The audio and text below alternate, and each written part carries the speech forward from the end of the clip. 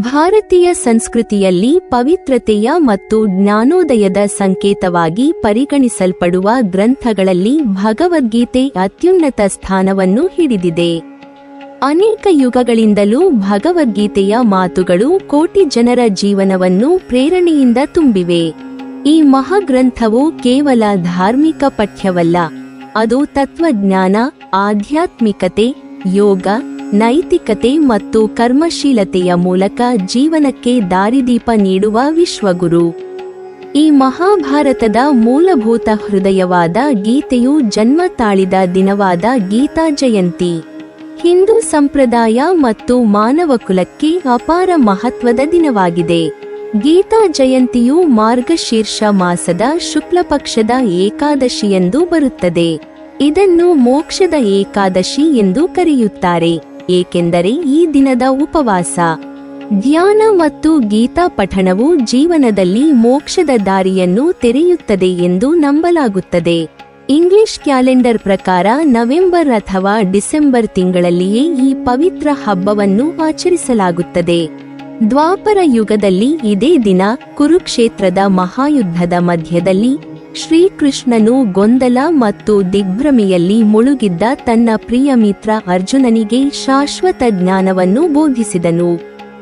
ಈ ಜ್ಞಾನವೇ ಇಂದು ಶ್ರೀಮದ್ ಭಗವದ್ಗೀತೆ ಎಂಬ ಹೆಸರಿನಲ್ಲಿ ವಿಶ್ವದ ಪ್ರತಿಯೊಬ್ಬ ಆತ್ಮಾನ್ವೇಷಿ, ತತ್ವಜ್ಞಾನಿ, ಯೋಗಿ ಮತ್ತು ಭಕ್ತನಿಗೂ ಮಾರ್ಗದರ್ಶಕವಾಗಿದೆ. ಗೂಢಾರ್ಥಪೂರ್ಣವಾದ ಭಗವದ್ಗೀತೆಯ ಪ್ರತಿಯೊಂದು ಅಧ್ಯಾಯವೂ ಜೀವನದ ಮೂಲತತ್ವಗಳನ್ನು ತಿಳಿಸುತ್ತದೆ. ಧರ್ಮ, ಕರ್ಮ, ಭಕ್ತಿ, ಜ್ಞಾನ, ಯೋಗ, ಈ ಎಲ್ಲ ವಿಷಯಗಳನ್ನು ಶ್ರೀಕೃಷ್ಣನು ಅರ್ಜುನನಿಗೆ ಸ್ಪಷ್ಟವಾಗಿ ವಿವರಿಸಿದ್ದಾನೆ. ಮಾನವನ ಜೀವನದಲ್ಲಿ ಯಾವಾಗ ಗೊಂದಲ, ನೋವು, ಭಯ, ಅಹಂಕಾರ, ದುಃಖ ಅಥವಾ ನಿರಾಶೆ ಎದುರಾಗುತ್ತದೆ ಅಂದಾಗ ಗೀತೆಯ ಉಪದೇಶಗಳು ಅವನನ್ನು ಪುನರ್ಜೀವಿತಗೊಳಿಸುತ್ತವೆ. ಇಂತಹ ಮಹತ್ವದ ಜ್ಞಾನ ಉದಯಿಸಿದ ದಿನವಾದ್ದರಿಂದಲೇ ಗೀತಾ ಜಯಂತಿಯು ಅಪಾರ ಮೌಲ್ಯವುಳ್ಳದು. ಈ ದಿನವನ್ನು ವಿಶ್ವದಾದ್ಯಂತ ಶ್ರೀಕೃಷ್ಣನ ಅನುಯಾಯಿಗಳು ಅತ್ಯಂತ ಭಕ್ತಿ ಮತ್ತು ಸಂತೋಷ ಭಾವದಿಂದ ಆಚರಿಸುತ್ತಾರೆ.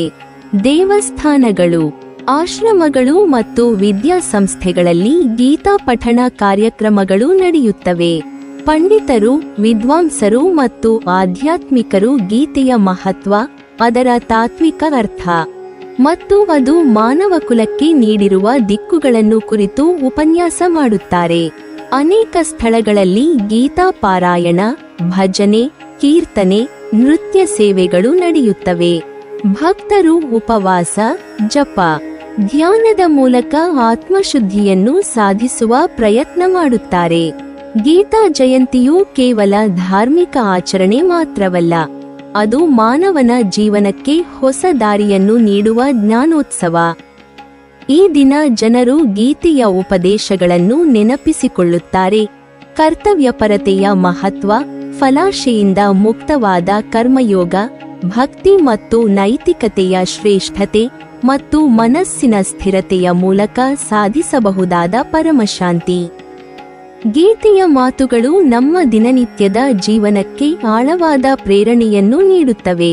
ಧೈರ್ಯಶಾಲಿ, ಸಕಾರಾತ್ಮಕ, ಸಕ್ರಿಯ, ಜಾಗೃತ ಜೀವನವನ್ನು ನಡೆಸಲು ಗೀತೆಯು ನಮಗೆ ದಿಕ್ಕು ಮತ್ತು ಪ್ರೇರಣೆಯಾಗುತ್ತದೆ.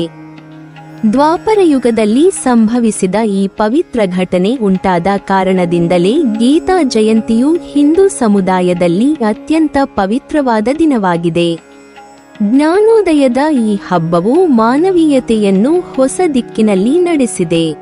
ಗೀತೆಯ ಬೋಧನೆಗಳು ನಾವು ಹೇಗೆ ಬದುಕಬೇಕು, ಸಂಕಷ್ಟಗಳಲ್ಲಿ ಹೇಗೆ ನಿಲ್ಲಬೇಕು, ನಮ್ಮ ಕರ್ತವ್ಯವನ್ನು ಹೇಗೆ ನೆರವೇರಿಸಬೇಕು ಎಂಬ ಪ್ರಶ್ನೆಗಳಿಗೂ ಶಾಶ್ವತ ಉತ್ತರಗಳನ್ನು ನೀಡುತ್ತವೆ. ಆದ್ದರಿಂದಲೇ ಮೋಕ್ಷದ ಏಕಾದಶಿಯ ಪವಿತ್ರ ದಿನದಲ್ಲಿ ಗೀತಾ ಜಯಂತಿಯನ್ನು ಆಚರಿಸುವುದು ಪರಂಪರೆಯಾಗಿ ಬೆಳೆದು ಬಂದಿದೆ.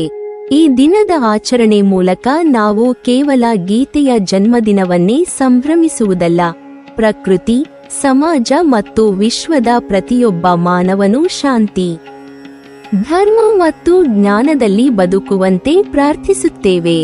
ಹೀಗಾಗಿ ಗೀತಾ ಜಯಂತಿಯು ಮನಸ್ಸಿನ ಅಜ್ಞಾನವನ್ನು ದೂರುವ ದಿನ, ಆತ್ಮವನ್ನು ಜ್ಞಾನದಿಂದ ಪರಿಪೂರ್ಣಗೊಳಿಸುವ ದಿನ ಮತ್ತು ಮಾನವ ಕುಲವನ್ನು ಧರ್ಮದ ಹಾದಿಯಲ್ಲಿ ಸಾಗಿಸುವ ದಿನವಾಗಿದೆ.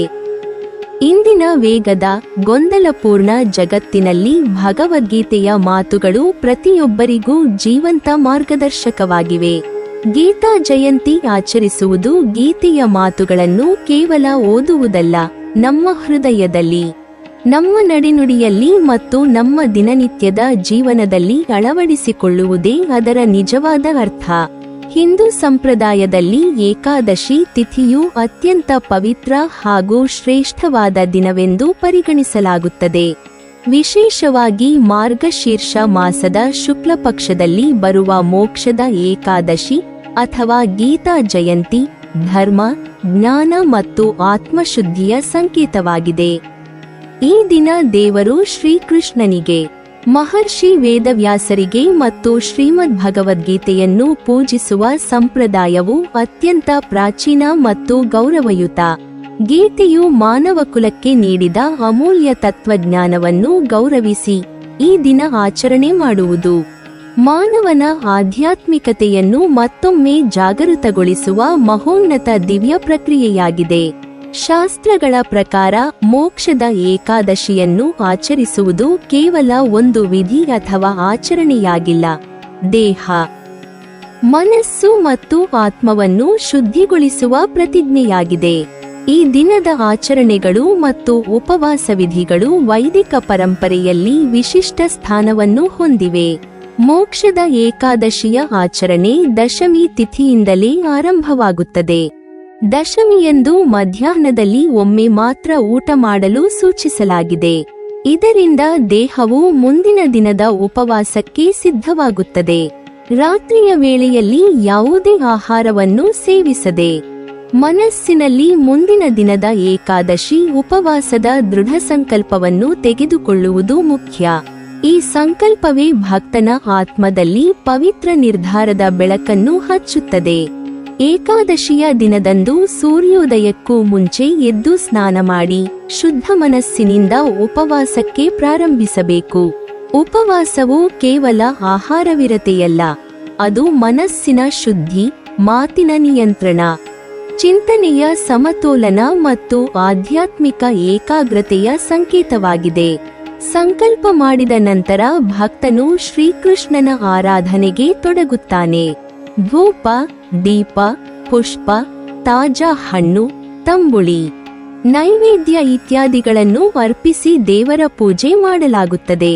ಈ ಆರಾಧನೆ ಭಕ್ತನ ಒಳಗಿನ ಭಯ, ಅಜ್ಞಾನ ಮತ್ತು ದುಃಖದ ಸಂಚಾರವನ್ನು ಶಾಂತಗೊಳಿಸುತ್ತದೆ. ಏಕಾದಶಿಯ ರಾತ್ರಿಯಲ್ಲಿ ಜಾಗರಣ ಮಹತ್ವದ್ದಾಗಿದೆ. ರಾತ್ರಿ ದೇವರ ನಾಮಸ್ಮರಣೆ, ಭಜನೆ, ಗೀತಾ ಪಠಣ ಮತ್ತು ಕೀರ್ತನೆಗಳೊಂದಿಗೆ ಕಳೆಯಲಾಗುತ್ತದೆ. ಜಾಗರಣೆಯು ಅಧ್ಯಾತ್ಮದಲ್ಲಿ ಜ್ಞಾನದ ಜಾಗ್ರತೆಗೆ ಪ್ರತೀಕವಾಗಿದೆ. ಆತ್ಮವು ಜ್ಞಾನಕ್ಕೆ ಎಚ್ಚರಗೊಂಡಾಗ ಜೀವನವು ಹೊಸ ದಿಕ್ಕಿನಲ್ಲಿ ಸಾಗುತ್ತದೆ ಎಂದು ಶಾಸ್ತ್ರಗಳ ನಂಬಿಕೆಯಾಗಿದೆ. ಏಕಾದಶಿ ದಿನ ಮುಗಿದ ನಂತರ ದ್ವಾದಶಿ ಪರಾಣದ ಮೊದಲು ದಾನ ಮತ್ತು ಸೇವೆಯನ್ನು ಮಾಡಲು ಶಾಸ್ತ್ರಗಳು ಶಿಫಾರಸು ಮಾಡುತ್ತವೆ.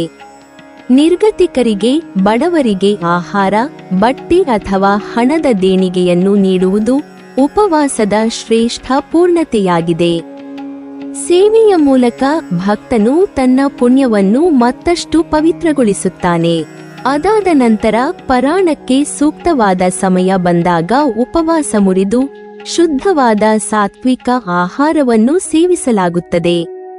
ಈ ದಿನವನ್ನು ಶ್ರೀಕೃಷ್ಣನಿಗೆ ಸಮರ್ಪಿತ ದೇವಸ್ಥಾನಗಳಲ್ಲಿ ಭಕ್ತರು ಅಪಾರ ಉತ್ಸಾಹದಿಂದ ಆಚರಿಸುತ್ತಾರೆ. ದೇವಾಲಯಗಳಲ್ಲಿ ವಿಶೇಷ ಪೂಜೆ, ಅಲಂಕಾರ, ಮಂಗಳಾರತಿ ಮತ್ತು ಜ್ಞಾನಯಜ್ಞಗಳು ನಡೆಯುತ್ತವೆ. ಉತ್ಸವದ ವಾತಾವರಣದಲ್ಲಿ 100,000 ಭಕ್ತರು ಒಟ್ಟಾಗಿ ಜಪ, ಭಜನೆ ಹಾಗೂ ಗೀತಾ ಪಠಣಗಳಲ್ಲಿ ತೊಡಗುತ್ತಾರೆ. ಭಗವದ್ಗೀತೆಯ ಮಹತ್ವವನ್ನು ಅರಿತುಕೊಳ್ಳಲು ಕುತೂಹಲದಿಂದ ವಿಶ್ವದ ಮುಂಬಡೆಗಳಿಂದ ಭಕ್ತರು ಕುರುಕ್ಷೇತ್ರಕ್ಕೆ ಸೇರುತ್ತಾರೆ. ಗೀತೆಯು ಜನ್ಮ ತಾಳಿದ ತಾಣವೆಂದು ನಂಬಲಾಗುವ ಈ ಭೂಮಿಯಲ್ಲಿ ಪವಿತ್ರ ಕೊಳಗಳಲ್ಲಿ ಸ್ನಾನ ಮಾಡುವುದರಿಂದ ಪುಣ್ಯ ಪ್ರಾಪ್ತಿಯಾಗುತ್ತದೆ ಎಂದು ಭಕ್ತರಾಗ್ತಾರೆ. ಪ್ರಕೃತಿ, ಭಕ್ತಿ ಮತ್ತು ಇತಿಹಾಸ ಈ ಅನುಭವವನ್ನು ದೈವಿಕವಾಗಿ ಪರಿವರ್ತಿಸುತ್ತವೆ. ಗೀತಾ ಜಯಂತಿಯ ವಿಶೇಷತೆಯೊಂದರಲ್ಲಿ ಮುಖ್ಯವಾದದೇನೆಂದರೆ ಆ ದಿನ ಮನೆಯಲ್ಲಿಯೇ ಆರತಿ ಮತ್ತು ಗೀತಾ ಪಠಣಕ್ಕೆ ಮಹತ್ವ ನೀಡಲಾಗುತ್ತದೆ. ಮನೆಯ ಹಿರಿಯರು ಮಕ್ಕಳಿಗೆ ಗೀತೆಯ ಶ್ಲೋಕಗಳನ್ನು ಬೋಧಿಸುತ್ತಾರೆ. ಅದರ ಅರ್ಥ ಮತ್ತು ವೈಚಾರಿಕ ತತ್ವಗಳನ್ನು ವಿವರಿಸುತ್ತಾರೆ.